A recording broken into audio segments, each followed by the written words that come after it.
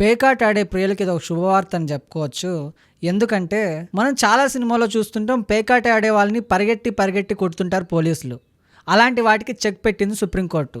అసలు ఏం జరిగిందంటే ఢిల్లీ హైకోర్టు ఒక సంచలనమైన తీర్పు అయితే ఇచ్చింది. గ్యాంబ్లింగ్, బెట్టింగ్ ఈ రెండూ లేకుండా పేకాట ఆడటం అనైతికం కాదని చెప్పింది. అంటే తప్పు కాదని తేల్చి చెప్పింది. అది కూడా ఎలా అంటే మన దేశంలో పేకాట అనేది అనేక రకాలుగా ఆడతారని, అందులో వినోదం కోసం, ఎంటర్టైన్మెంట్ కోసం కూడా చాలామంది ఆడుతూ ఉంటారని, గ్యాంబ్లింగ్, బెట్టింగ్ లేకుండా పేకాట ఆడడం అనేది తప్పు కిందకి పరిగణించబోమని, అంగీకరించబోమని ఢిల్లీ హైకోర్టు అయితే తేల్చి చెప్పింది. సో కర్ణాటకకు చెందిన ఒక సహకార సొసైటీ అధ్యక్షుడిపై ఈ పేకాట కేసు అయితే నమోదైంది. ఆ పేకాట కేసు విచారణలోనే ఈ తీర్పు అయితే ఇచ్చింది. సో దీన్ని అనుగుణంగా చేసుకొని పేకాట ఆడడం రైటు అని చెప్పట్లేదు.